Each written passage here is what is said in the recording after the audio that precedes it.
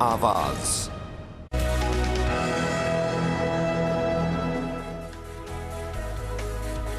नमस्कार, मैं हूं दीपाली राणा। आप देख रहे हैं हमारा खास शो पर्सनल फाइनेंस से जुड़ा हुआ योर मनी, जो आपको सिखाता है कि आपको कैसे निवेश करना है, कहां निवेश करना है, कैसे अपने बड़े सपनों को छोटे छोटे इन्वेस्टमेंट से आप पूरा कर सकते हैं। ऑलरेडी अगर आप इन्वेस्ट कर रहे हैं तो उसे बेहतर कैसे बना सकते हैं, ये भी योर मनी आपको सिखाता है। तो आप शामिल कैसे हो सकते हैं, पहले तो वो तरीका नोट कर लीजिए। yourmoney@nw18.com ये हमारा ईमेल आईडी है। हमारा व्हाट्सएप नंबर भी है 7045220000। इस पर आप अपने सवाल भेज सकते हैं और साथ ही फेसबुक, ट्विटर पर ये शो लाइव भी जा रहा है, तो लाइव शो आप देख भी सकते हैं, साथ ही अपनी क्वेरीज वहां पर पोस्ट भी कर सकते हैं। आज हमारे साथ पीबी इन्वेस्टमेंट्स के सर्टिफाइड फाइनेंशियल प्लानर पूजा भिंडे मौजूद हैं, उनको शो में शामिल करते हैं। पूजा नमस्कार, स्वागत है आपका। क्वेरीज लेंगे, लेकिन उससे पहले एक चीज बताइए पूजा, जब हम म्यूचुअल फंड पोर्टफोलियो क्रिएट करते हैं तो पहला स्टेप तो है उस पोर्टफोलियो को क्रिएट करना। दूसरा इंपॉर्टेंट स्टेप होता है कि उसको रिव्यू करते रहना और उसमें बदलाव करते रहना। तो आम तौर पे, क्योंकि अगर आप 5 साल, 10 साल, 15 साल या 20 साल का नजरिया लेके चल रहे हो, तो हर कोई फंड हमेशा अच्छा परफॉर्म करे, इसकी पॉसिबिलिटी लेस लाइकली है। तो इसीलिए हम कहते हैं कि रिव्यू करते रहिए अपने पोर्टफोलियो को, जहां नेसेसरी चेंजेस हैं वो करने चाहिए। तो आइडियल टाइम क्या होता है, कब अपना पोर्टफोलियो क्रिएट करने के बाद रिव्यू करना चाहिए? क्या हर 6 मंथ्स में करें, 1 साल में करें, हर रोज देखें? ये थोड़ा सा कंफ्यूजन है, तो उसके बारे में पहले बताइए। जी देखिए, बहुत अच्छी चीज है दीपाली। ये नॉर्मली हम हमेशा कहते हैं आप शुरू करें, जितना जल्दी हो सके एसआईपी शुरू करें, 15 साल 20 साल जैसे आपने कहा, वही हमारी हमेशा से एक स्ट्रैटेजी रही है।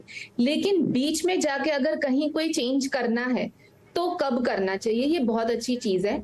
देखिए, नॉर्मली हम जब भी सिलेक्शन करते हैं, अगर आपने जैसे हमारे शो के द्वारा कोई सजेशन लेके शुरुआत की है, large cap, mid cap, small cap, इस तरीके से आपने 4 या 5 ही फंड्स आपके पोर्टफोलियो में रखा है तो अच्छी बात है। लेकिन अगर आपने समझो ऐसे किसी के कहने से शुरुआत की है तो उस टाइम पे एकदम से 6 महीने या 1 साल के अंदर आप शायद ना भी चेंज कर सकते हैं, क्योंकि उसमें टैक्सेशन का भी एक एक पॉइंट आ जाता है। सो नॉर्मली जब भी हम रिव्यू की बात करते हैं ना, आप एटलीस्ट पीरियोडिकली 1 साल के अंदर तो रिव्यू करिए कि आपने जो फंड सिलेक्शन और जो स्ट्रैटेजी चूज की थी उस हिसाब से आपके फंड ने बेंचमार्क को बीट किया है, बाकी के फंड्स किस तरीके से परफॉर्म कर रहे हैं। सो मेरे हिसाब से एक एनुअल मीट आप रखें आपके फाइनेंशियल एडवाइजर के साथ, या अगर आप खुद भी स्टडी कर रहे हैं तो आप एनुअली आपके पोर्टफोलियो को जरूर रिव्यू करें। जी ठीक है, तो एनुअली पोर्टफोलियो को रिव्यू करना चाहिए। इसके अलावा एक हम रीबैलेंसिंग की बात भी करते हैं कि पोर्टफोलियो की रीबैलेंसिंग करते रहना चाहिए। ये एग्जैक्टली होता क्या है, किस तरीके से करनी चाहिए? क्या फंड्स में स्विचिंग करनी चाहिए या एलोकेशन पर ध्यान देना चाहिए, कितना परसेंटेज टर्म्स में हम एलोकेट कर रहे हैं? एग्जैक्टली पोर्टफोलियो रीबैलेंसिंग क्या होता है और क्या करना चाहिए इन्वेस्टर्स को? जी देखिए, पोर्टफोलियो रीबैलेंसिंग भी अगेन एक बहुत इंपॉर्टेंट कॉन्सेप्ट है, क्योंकि हमने इतने सारे उतार चढ़ाव देखे, वॉलेटिलिटी का पीरियड देखा, कोविड टाइम देखा, तब हमने देखा कि रीबैलेंसिंग बहुत जरूरी है। तो मैं आपको 2 चीज कहूंगी। एक है जो रीबैलेंस होता है इंडिविजुअल सिचुएशन को देखते हुए। इंडिविजुअल सिचुएशन का मतलब है, अगर मैं बहुत ही सिंपल भाषा में कहूं तो आपकी रिस्क एपेटाइट, आपका एसेट अलोकेशन और आपके गोल्स। ठीक है, अगर आपके रिस्क एपेटाइट के हिसाब से आपने ऑलरेडी अपना एसेट एलोकेशन कर रखा है कि आपको इक्विटी और डेट में समझो 50-50 रखना है, या इक्विटी, डेट और एक गोल्ड एसेट क्लास को भी शामिल किया, उसको 60-30-10 के पोर्टफोलियो में अगर आपको रखना है तो आप उस एसेट एलोकेशन को फॉलो करते हुए रीबैलेंस करते हैं। सो ये एक स्ट्रैटेजी हो जाती है।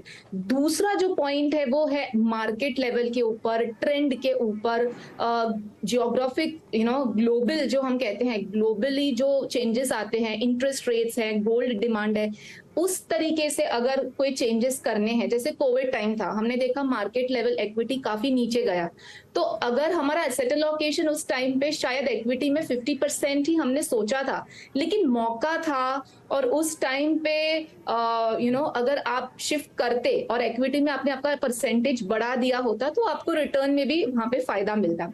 सो रीबैलेंसिंग एक अच्छी स्ट्रैटेजी है, लेकिन कैसे करनी, कब करनी, आपको सलाह लेके करनी, ये सारी चीजें इंपॉर्टेंट हैं। 2 तरीके के इन्वेस्टर्स होते हैं दीपाली। एक होते हैं अग्रेसिव, जिन्होंने इन्वेस्टमेंट तो शुरू कर दिया लेकिन at the same same time उनके वॉच जो होते हैं वो बहुत रेगुलरली करते हैं, उन्हें रीबैलेंसिंग की बात समझ में आती है, तो 3 या 4 तरीकों से वो रीबैलेंस कर सकते हैं। एक मैंने जैसे कहा एसेट अलोकेशन, तो आपने जिस हिसाब से परसेंटेज सोचा है अगर उसमें प्लस या माइनस कुछ 5% होता है तो एसेट रीबैलेंस करते हैं। दूसरा मार्केट कंडीशंस। तीसरा जैसे फॉर एग्जांपल अगर कोई पीई पे चलते हैं तो अगर मार्केट पीई बहुत ज्यादा जा रहा है तो अकॉर्डिंगली वो इक्विटी से शिफ्ट कर सकते हैं। तो ये सारे जो फॉर्मूला है वो कोई सेट थंब रूल नहीं है, ये एक इंडिविजुअल जो एक्टिव इंडिविजुअल है या जो अग्रेसिव इन्वेस्टर है जिसे नॉलेज है मार्केट्स का, अगर वो करना चाहते हैं तो वो एक सेट फॉर्मूला अपना सकते हैं। जो दूसरी चीज है जहां पे हम लॉन्ग टर्म इन्वेस्टर्स की बात करते हैं जिनमें हम समझते हैं हमने म्यूचुअल फंड का रूट लिया ही इसके लिए ताकि हमें ज्यादा दिमाग नहीं लगाना, फंड मैनेजर कर रहा है अपना काम, तो आपने एसआईपी शुरू कर रही है, आप लॉन्ग टर्म के हिसाब से चल रहे हैं, आप सिर्फ रिव्यू करते रहे। रीबैलेंस के लिए अगर आपको एक पर्टिकुलर फंड चूज करना है तो हमारे पास म्यूचुअल फंड में भी ऑप्शंस है, जैसे dynamic asset allocation, balance advantage fund category. तो इस तरीके के फंड्स में भी आप निवेश कर सकते हैं ताकि आपको रीबैलेंस का एक लुफ्त उठाने मिल सकता है आपके पोर्टफोलियो में। लेकिन रीबैलेंस को आप अगर नहीं समझते और नहीं जरूरत लगती, आपको गोल्स दूर है, रिटायरमेंट दूर है, तो आप बहुत फ्रीक्वेंटली ना करें। मौका कि अगर लगता है कि अब सही समय है, बहुत टाइम से कोई चेंज नहीं किया है और आपको सही सलाह मिल रही है तो ही करें। ओके, चलिए, तो सारे एस्पेक्ट्स यहाँ पर पूजा ने बताए पोर्टफोलियो से रिलेटेड, क्योंकि इन्वेस्टमेंट्स करने के साथ साथ इक्वली इम्पोर्टेंट है अपने पोर्टफोलियो पर नज़र रखना, और कैसे नज़र रखनी है, रीबैलेंसिंग के क्या फ़ायदे हैं, वो तमाम पहलू आपको पूजा ने बताए। चलिए अब क्वेरीज करते हैं शामिल। सुरेश पटेल मुंबई से हमारे साथ हैं। सुरेश जी नमस्कार, पूछिए अपना सवाल। नमस्कार मैम। मेरी एज 25 ईयर है। नमस्ते। और मैं एक मेडिकल फील्ड में हूँ, तो मैं अभी अपने 15-20 साल के लिए कम से कम 20 ईयर के लिए अपना इन्वेस्ट करना चाहता हूँ इक्विटी में। तो मैं चाहता हूँ कि मतलब मैंने बहुत से वीडियोस देखे, मुझे एक्चुअली इतना नॉलेज नहीं है, तो देखा कि कुछ डायरेक्ट और इनडायरेक्ट मतलब रेगुलर प्लान और डायरेक्ट प्लान कुछ है। तो मैं चाहता हूँ कि मुझे बस खाली डायरेक्ट प्लान मिल जाए, तो मैं बस उनको बाय करके मतलब पोर्टफोलियो बना के छोड़ दूं, मतलब मुझे बार बार चेंजेस नहीं करने हैं, मतलब बस SIP जाता रहे 20 साल के लिए, मुझे कुछ चेंजेस और कुछ करना नहीं, बस अच्छे पोर्टफोलियो मिल जाएगा। इनफैक्ट पूजा, जो सुरेश जी का सवाल है, बहुत सारे उन इन्वेस्टर्स का होगा आई एम श्योर जो बिगनर हैं, और देखिए इनका बिल्कुल क्लीन क्वेश्चन है। पोर्टफोलियो क्रिएट करना है, 2 करोड़ कमाना चाहते हैं, कहाँ पैसा लगाएं जहां पर इनको ज्यादा वॉच ना करना पड़े, रिव्यू ना करना पड़े, क्योंकि इनकी जो नॉलेज है फाइनेंशियल इन्वेस्टमेंट या फिर म्यूचुअल फंड से जुड़ी हुई बहुत कम है। तो बहुत सारे ऐसे व्यूअर्स होंगे आई एम श्योर, बताइए क्या सजेशन है। जी, यहाँ पे भी मैं 2 बातें कहूंगी सुरेश जी आपको। सबसे पहले हम आपके टारगेट के हिसाब से बात करेंगे। जैसे आपका गोल है, आपने मेंशन किया है कहीं ना कहीं आपको 15 साल के अंदर 2 करोड़ की राशि चाहिए। अभी आपने मेंशन किया 15 या 20 साल। यहाँ पे मैं आपको एक चीज करेक्ट करना चाहूंगी, हम जब भी गोल की बात करते हैं ना, स्मार्ट गोल्स की बात करते हैं, तो स्पेसिफिकेशन, अमाउंट, टेन्योर, सब चीज का स्पेसिफिकेशन। ये मैं क्यों कह रही हूँ, क्योंकि अगर आपने मुझे 15 साल दिए हैं 2 करोड़ जुटाने के लिए, तो अगर मैं 12% भी अज्यूम करूं तो आपको 40,000 की SIP लगेगी। लेकिन अगर आप कहेंगे कि मैं 20 साल तक भी ये गोल मुझे चलेगा, अब मुझे 2 करोड़ की राशि तब तक भी, तो आपकी SIP अमाउंट हो जाती है 20,000, सीधी आधा हो जाती है। सो आप स्पेसिफिक रखें कि आपको गोल आपका जो है, चाहे वो बच्चों की एजुकेशन है, खुद का रिटायरमेंट है, जो भी है, वो कितने समय में। देखिए एकदम से एग्जैक्ट तो हम नहीं कर सकते, लेकिन अगर आप थोड़ा बहुत थॉट प्रोसेस डाल के एक अजम्पशन लेवल पे भी टेन्योर बता दे, आपकी SIP अमाउंट इस हिसाब से आप मैच कर सकते हैं।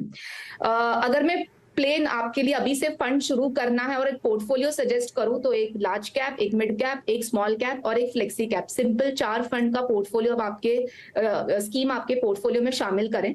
40,000 की SIP अगर 15 साल में चाहिए और 20,000 की SIP अगर आपको 20 साल में चाहिए, तो ICICI प्रूडेंशियल का ब्लू चिप लार्ज कैप में, Kotak emerging equity mid cap में, निप्पॉन इंडिया स्मॉल कैप में और कैनरा रोबेको फ्लेक्सी कैप में। जो दूसरी बात आपने कही डायरेक्ट और इनडायरेक्ट, तो डायरेक्ट और इनडायरेक्ट मेरे ख्याल से आपको थोड़ी समझ फेर है। डायरेक्ट या तो रेगुलर प्लान होते हैं म्यूचुअल फंड में, जैसे दीपाली ने भी कहा कि काफी कंफ्यूजन होता है। सो डायरेक्ट मतलब आपको खुद के हिसाब से आपको फंड का सिलेक्शन करना है, आपको रिव्यू, जैसे हम आज इंपॉर्टेंट टॉपिक के ऊपर बात कर रहे हैं, 20 साल तक आपने रिव्यू ही नहीं किया, आपको किसी ने सलाह ही नहीं दी क्या करना है, तो आपको सब खुद की एक्सपर्टीज, खुद के हिसाब से सब ट्रांजैक्शंस, एवरीथिंग आपको सब सोल आपके हिसाब से ही करना है, कोई मीडिएटर नहीं है। और रेगुलर में आपको एक मीडिएटर होगा जो आपको ईज ऑफ ट्रांजैक्शंस के लिए आपको कोई भी ट्रांजैक्शन करना है तो आपको हेल्प हो जाती है। सो रेगुलर मोड में आपको इस तरीके के एक पेशेंस, एक आपको कोई बाहर से आपको एक मीडिएटर है, आपको जो एडवाइजर है, पेशेंस आपको बताता है कि ये मार्केट है, आप एसआईपी में बने रहें। सो अगर आपको नॉलेज है तो आप डायरेक्ट करें, बिल्कुल भी नॉलेज नहीं है, फर्स्ट टाइम कर रहे हैं, तो मेरे हिसाब से आप रेगुलर मोड से शुरुआत करें जी। ओके, चलिए, तो ये सजेशन आपके लिए दिए गए हैं, फंड्स भी आपको सुझाए गए हैं, नोट कर लीजिए इनको और कीजिए शुरुआत। प्रताप रस्तोगी हैं हमारे साथ अब दिल्ली से। प्रताप जी नमस्कार, बताइए क्या सवाल है आपका?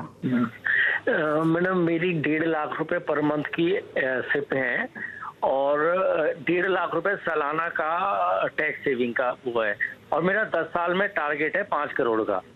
तो मैं ये पूछना चाहता हूँ, ये मेरे जो भी फंड में मेरे पैसे लगे हुए हैं वो फंड सही है कि नहीं सही है, और दूसरे ये टारगेट अचीवेबल है कि नहीं है। ओके, तो इनके पास जो फंड्स हैं उसमें एसबीआई फोकस्ड इक्विटी, अच्छा ये आपकी एसआईपीज हैं कि लमसम इन्वेस्टमेंट है? ये नहीं, एसआईपी है। एसआईपी है 1.5 लाख रुपए पर मंथली बेसिस पे कर रहे हैं? हाँ जी, हाँ जी, हाँ जी। अच्छा, 1.5 लाख रुपए पर मंथ, जिसमें SBI focused equity, Axis mid cap India, ICC Prudential India opportunities fund, ICC Pru large mid cap, SBI small cap. 50,000 है एसबीआई फोकस्ड इक्विटी में, बाकी 25,000 के आसपास। टैक्स सेविंग फंड में भी 1.5 लाख का निवेश है। 5 करोड़ का टारगेट 10 साल में रियलिस्टिक लगता है पूजा? और साथ ही एग्जिस्टिंग पोर्टफोलियो पर कोई सजेशंस? जी बिल्कुल, 5 करोड़ का टारगेट 10 साल में अच्छी चीज है। आपके रिटायरमेंट के लिए टारगेट आपने तय किया है, मैं समझ रही हूँ। कैलकुलेशन के हिसाब से देखा जाए तो एक 2 से 2.25 लाख की एसआईपी आपको लगेगी इस गोल को अचीव करने के लिए, क्योंकि आपने ऑलरेडी 1 साल से शुरुआत कर ली है। और अभी आपने जो फंड्स भेजे उसमें मेरे हिसाब से 2.5 लाख की एसआईपी मैंने कैलकुलेट की कि आपकी चल रही है, क्योंकि आपने कुछ 6 फंड्स भेजे थे। लेकिन अभी आपने मेंशन किया कि 1.5 लाख की एसआईपी है, तो आपको एसआईपी अमाउंट थोड़ा और बढ़ाना होगा। जो गैप है, आप 2 लाख से 2,15,000 तक की एसआईपी आपकी होनी चाहिए। टैक्स सेविंग आप कर रहे हैं वो भी अगर हम काउंट करें, लेकिन फिर भी आपको एसआईपी अमाउंट थोड़ा बढ़ाने की मैं सलाह देती हूँ। फंड्स की बात करें, डिवर्सिफाइड है आपका पोर्टफोलियो, लार्ज और मिड कैप, और मिड कैप, स्मॉल कैप, ये सारे हैं फोकस्ड फंड्स है। एक थीमेटिक फंड भी आपने ले रखा है, स्पेशल सिचुएशंस। आप डेफिनेटली इस फंड को इस पोर्टफोलियो को लेके आगे चल सकते हैं, लेकिन 10 साल का समय है और थोड़ा बहुत रिस्क फैक्टर भी आ जाता है थीमेटिक फंड्स को लेके या स्मॉल कैप को लेके। तो जैसे हमने बात की शुरुआती तौर पे, पोर्टफोलियो सालाना रिव्यू करते रहिए। आपको आपके 10 साल नियर आएंगे, आपका रिटायरमेंट का पीरियड नियर आएगा, जो 1 या 2 साल आपको लगेंगे रिटायरमेंट के, समझो उसके पहले आपको पोर्टफोलियो रीबैलेंस भी करना होगा, जो भी आज हम डिस्कस कर रहे हैं कि एकदम से 10वें साल में जब आप कहेंगे कि अब मुझे पूरा पोर्टफोलियो खाली करना है, वैसे नहीं होता है। आपको रीबैलेंसिंग करनी होती है 1-2 साल पहले से ही, ताकि आप धीरे धीरे इक्विटी से शिफ्ट हो के डेट में जाइए, एंड देन आप उसको रिटायरमेंट फंड को यूज कर सकते हैं, आपको जैसे यूज करना है। तो ये स्ट्रैटेजी यूज करें। ओके, चलिए अगले कॉलर से बात करेंगे। सौरभ शर्मा कांदिवली मुंबई से हमारे साथ हैं। सौरभ, गुड इवनिंग, बताइए अपना सवाल। इवनिंग मैम, मेरा मैम ये क्वेश्चन था कि मैंने अपना बाकी एसेट एलोकेशंस वगैरह सब कर रखे थे। अभी एज ऑफ नाउ मैं रियल एस्टेट में इन्वेस्ट नहीं करना चाह रहा था, फिजिकल रियल एस्टेट में, बिकॉज मेरा जॉब भी ट्रांसफरेबल है, तो I was not willing to invest in the real estate physical property. तो क्या मैं एसजीबी में और जो आजकल माइंड स्पेस और जो ब्रुकफील्ड एंड अदर एम्बेसी रीट्स जो है मैम, तो क्या मैं उसमें 40-50 लाख रुपए का इन्वेस्टमेंट कर सकता हूँ, so that after some time I can get a good rental yield as well as capital appreciation, और फ्यूचर में मैं अगर उस प्रॉपर्टी उस पैसे से, मतलब जो भी अगर उस समय डेवलप होगा, क्या मैं उससे लाइक प्रॉपर्टी में मतलब मुझे बेनिफिट रहेगा क्या रीट्स में इन्वेस्ट करने से मैम? पूछ लेते हैं। तो पूजा, सोवरेन गोल्ड बॉन्ड रिट्स, इसके बारे में जानना चाहते हैं कि इन्वेस्ट करें ना करें, 10 ईयर्स का ये होराइजन लेकर चल रहे हैं, बताइए क्या सजेशन है?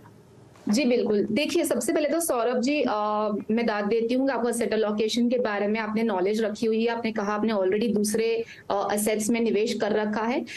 जो कंपैरिजन है REIT और SGB का, वो एक अलग एसेट क्लास हो जाता है। तो हम दोनों के लिए बात करते हैं। जैसे मैं हमेशा कहती हूँ कि अगर हम एसेट एलोकेशन करते हैं तो आप गोल्ड में और रियल एस्टेट में 10% आपके पोर्टफोलियो का आप डेफिनेटली कर सकते हैं। सो आपका दूसरा जितना इन्वेस्टमेंट है उसके सामने ये बहुत ज्यादा भी परसेंटेज नहीं होना चाहिए। आप 10% के हिसाब से कर सकते हैं। जब हम SGB की बात करें तो गोल्ड बॉन्ड एक बहुत अच्छा विकल्प है।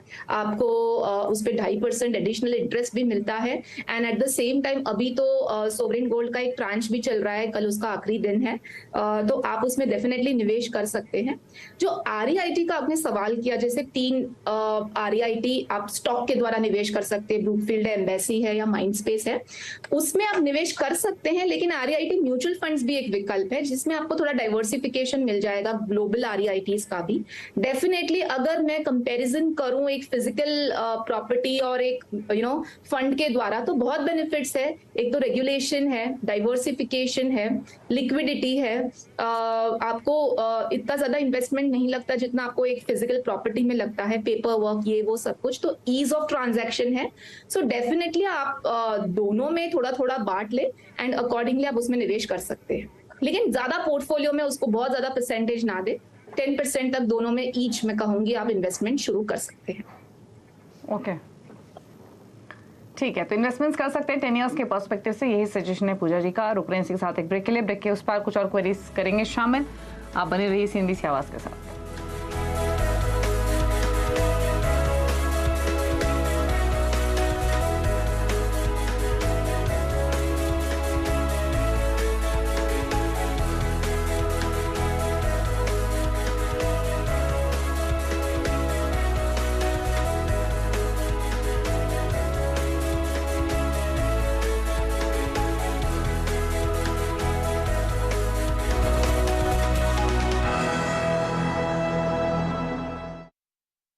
रिया, हम थोड़ा बैंक जाके आते हैं, चलो। Mom, there was a long queue. Very long. The all-new Slavia. Skoda. Simply clever. Aastha traders का भरोसेमंद प्लेटफॉर्म। अब आस्था पर पाएं ट्रेडिंग व्यू टर्मिनल, वो भी बिल्कुल मुफ्त। इसके साथ आप सीधे चार्ट से ट्रेड कर सकते हैं और मिलते हैं आपको ट्रेडिंग व्यू के सारे एडवांस फीचर्स, 50 से ज्यादा इंटेलिजेंट ड्राइंग टूल्स, 80 से ज्यादा टेक्निकल इंडिकेटर्स, 8 चार्ट्स एक ही स्क्रीन पर। माँ हमेशा कहती है कि चीजों में बैलेंस होना बहुत जरूरी है। हमारे श्रीराम का भुजिया बिल्कुल वैसा ही बैलेंस है, एकदम करारा, एकदम टेस्टी। आओ नए रिश्ते का स्वाद चखिए। श्रीराम, नया रिश्ता, नया स्वाद। Tata Power believes that transition to green energy, e-mobility and energy optimization can trigger a big wave of sustainable growth for the country. In addition to driving the country's growth, we believe our foremost responsibility is also to lead the way in which we can reverse climate change. For us, this transition to green energy is not an option, but a commitment to support the people of this country. Commodities, futures और options की गहरी समझ के साथ आप निवेश के नए आयाम पा सकते हैं। कैसे, इसे समझने के लिए देखिए कमोडिटीज से जुड़ी एक खास series. MCX IPF presents Simplifying Commodities, Futures, Options and Indices.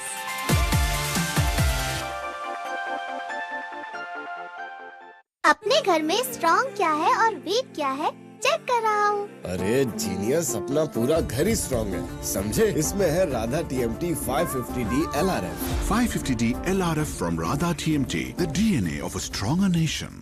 देश की महिला उद्यमियों को हम दे रहे हैं विकास और वृद्धि की योजना का सहारा, अनुकूल नीतियों और सहयोगियों से जुड़कर, और ला रहे हैं ऐसी ही सशक्त महिलाओं की सफलता की कहानियाँ एक इनिशिएटिव द्वारा, Her and Now by GIZ, media partner network 18। Presenting Vito MCB and DB products. Vito since 1967. Term life insurance ले लेना आज। ले लेंगे। कौन सा मरने वाले हैं? शक्ति सर, अगर तू टर्म लाइफ इंश्योरेंस लिए बिना ही मर गया फ्रेंड, तेरी फैमिली का बच जाएगा बैंड। 1 करोड़ का टर्म लाइफ इंश्योरेंस सिर्फ 430 रुपए महीने से शुरू फ्रॉम पॉलिसी बाजार। There are those who are always looking for what's next. Changing lanes, shifting modes, always in command. Sensing what lies ahead. The all-new Hyundai Tucson Next drives now. Gallant advance TMT सरिया, इसकी ताकत बने घर की ढाल और इसकी flexibility रखे घर को सॉलिड सालों साल। गैलेंट एडवांस TMT सरिया, निर्माण का रियल हीरो।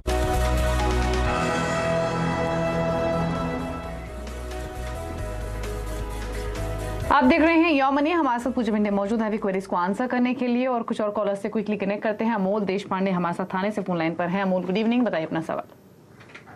मैडम, मैंने जो 4 म्यूचुअल फंड्स में मैं इन्वेस्ट करता हूँ हर मंथ 2500, जो आपको लिस्ट भेजी है, बराबर है। तो मुझे 15 साल में इसका टारगेट क्या रहेगा, या फिर मुझे 2 करोड़ के लिए कितना इन्वेस्टमेंट करना पड़ेगा? और इन फंड्स में कब से पैसा लगा रहे हैं आप? मैं अभी 2 महीने से लगा रहा हूँ मैडम। ओके, 2 महीने आपको हो चुके हैं। आपके पास है Kotak emerging equity, Motilal Oswal Nifty 200 momentum 30 index fund, HDFC large and mid cap और ICICI प्रू ब्लू चिप। तो इनके 10,000 के आसपास की SIP चल रही है। 2 करोड़ का टारगेट है 15 साल में। बताइए पोर्टफोलियो प्लस इनका जो गोल है वो कैसे हासिल होगा? जी देखिए अमोल जी, आपका जो पोर्टफोलियो आपने भेजा है उसके बारे में मैं बात करती हूँ। पहले हम बात करते हैं आपके गोल के लिए। काफी क्रिस्प आपने एक टारगेट बना के भेजा है कि आपको 15 साल में 2 करोड़ की राशि चाहिए, क्योंकि 2 महीने से आपने शुरुआत की है। तो अगर मैं SIP अमाउंट कैलकुलेट करूं तो उसके लिए आपको 40,000 की SIP लगेगी 2 करोड़ के टारगेट के लिए। और अभी आपका SIP अमाउंट चल रहा है 10,000, मतलब एकदम से 4 गुना आपको SIP अमाउंट बढ़ाना होगा। और अगर आपने मुझे पूछा कि 10,000 की SIP से मेरा टारगेट कितना होगा 15 साल में, तो जैसे 2 करोड़ का 4 गुना कम कर देंगे तो 50 लाख होगा। ठीक है, तो ये सिचुएशन है। लेकिन अगर आपका टारगेट है कि आपको इतना बढ़ाना ही है, इतना अमाउंट बनाना ही है, तो आप एक काम कर सकते हैं, आप SIP अमाउंट हर साल 25% से स्टेप अप करें। तो आप स्टेप अप करेंगे तो आपको एक साथ बर्डन भी नहीं लगेगा और आपके माइंड में प्रिपेयर रहोगे कि आपको हर साल SIP अमाउंट को बढ़ाना है। तो आप ये टारगेट इजीली अचीव कर सकते हैं, या तो फिर थोड़ा आपको टेन्योर बढ़ाना होगा। फंड्स की बात करूं तो large and mid cap, large cap, mid cap और एक लार्ज कैप, बहुत सारा लार्ज और मिड के अराउंड ही आपका पोर्टफोलियो सर्कुलेट कर रहा है। तो क्रिप्स एक ही लार्ज कैप रखो, ICICI ब्लू चिप, एक ही मिड कैप रखो, कोटक इमर्जिंग। जो दूसरे फंड्स है उसमें से आप एक स्मॉल कैप ले सकते हैं, क्योंकि लंबा टारगेट है, कैनरा रोबेको स्मॉल कैप या निप्पॉन इंडिया स्मॉल कैप, और एक फ्लेक्सी कैप ले सकते हैं, कैनरा रोबेको फ्लेक्सी कैप ले सकते हैं, पराग पारेख फ्लेक्सी कैप ले सकते हैं। सो 4 फंड से आप आपका पोर्टफोलियो कर सकते हैं। ओके, चलिए, तो ये सजेशन आपको दिया गया है और थोड़े बदलाव आपके पोर्टफोलियो में सजेस्ट किए गए हैं। अगला सवाल लेंगे, ईमेल के थ्रू में भेजा है प्रभात ने जमशेदपुर से। इनका 7 साल में 50 लाख का टारगेट है। फिलहाल जो इनका पोर्टफोलियो चल रहा है वो 10,000 पर मंथ ही SIP कर रहे हैं 4 म्यूचुअल फंड्स में। यानी टोटल जो SIP है वो 40,000 है from past 6 months. Canara Robeco blue chip, SBI Contra, axis growth और साथ ही ICICI प्रूडेंशियल फोकस्ड। तो बताइए आपके सजेशंस पूजा। जी प्रभात के लिए बहुत ही सिंपल है दीपाली, के इनका जो टारगेट है उस हिसाब से जो SIP अमाउंट बनता है वो भी एग्जैक्ट मैच हो रहा है। मतलब ऐसा हुआ नहीं है 7 साल में 50 लाख आपको अगर जुटाने हैं तो वही 40,000 की SIP लगेगी। मैंने एजम्पशन रिटर्न भी 10% ही पकड़ा है, क्योंकि 7 ही साल है। तो और उनकी अभी 40,000 की ही SIP चल रही है पिछले 6 महीने से। और फंड्स की भी बात करें तो आई एम श्योर काफी अवेयर इन्वेस्टर लग रहे हैं, क्योंकि लार्ज कैप है, लार्ज और मिड है, प्योर कॉन्सेंट्रेटेड मिड पोर्टफोलियो भी नहीं है, फोकस्ड है, डाइवर्सिफाइड फंड है और एक वैल्यू फंड है जो अच्छा है पिछले आने वाले 5 से 7 साल के लिए। सो डेफिनेटली फंड्स के लिए भी थम्स अप, और आपका SIP अमाउंट भी सही है, तो आप टारगेट इजीली अचीव कर सकते हैं। ओके, चलिए, तो ये सजेशन आपको दिया गया आपके पोर्टफोलियो पर। और आप अपने पोर्टफोलियो में थोड़े से बदलाव कर सकते हैं। बाकी आपके फंड्स का सिलेक्शन अच्छा है, इनमें इनको रिव्यू करती रहिए लगातार। और अगर आप 10% का भी मिनिमम रिटर्न मिलता है तो 50 लाख के आसपास की राशि आप आसानी से कमा लेंगे। लेकिन फंड्स का सिलेक्शन सही है, कोई बदलाव की जरूरत नहीं है, बट रिव्यू करें। चलिए पूजा, फटाफट से अपने टॉप 4 फंड्स भी बताइए हमारे व्यूअर्स को। जी देखिए, लॉन्ग टर्म के हिसाब से अगर हम देखें आने वाले 5-10 साल तो मैं समझती हूँ आप लॉन्ग टर्म समझ के आप पहली बार शुरू कर रहे हैं। डेफिनेटली एक मिड कैप फंड आपके पोर्टफोलियो में होना चाहिए। कोटक इमर्जिंग इक्विटी फंड में सजेस्ट करती हूँ। स्मॉल कैप फंड होना चाहिए, निपॉन इंडिया स्मॉल कैप में सजेस्ट करती हूँ। एक डाइवर्सिफाइड फंड होना चाहिए, फ्लेक्सी कैप, जिसमें आपको तीनों का मिश्रण मिल जाएगा। ज्यादातर लार्ज कैप ही होगा, कैनरा रोबेको फ्लेक्सी कैप। और एक वैल्यू ओरिएंटेड फंड भी मैं सजेस्ट करती हूँ, SBI का कॉन्ट्रा फंड। ओके ठीक है, तो ये 4 फंड्स इन्हें नोट कर लीजिए जिनके साथ आप कर सकते हैं शुरुआत। चलिए शुक्रिया पूजा आने के लिए शो में और अपने व्यूज देने के लिए सभी क्वेरीज को। इसी के साथ यौमनी में तो इतना ही, लेकिन ब्रेक के उस पार भी खबरें जारी है CNBC आवाज पर। नमस्कार।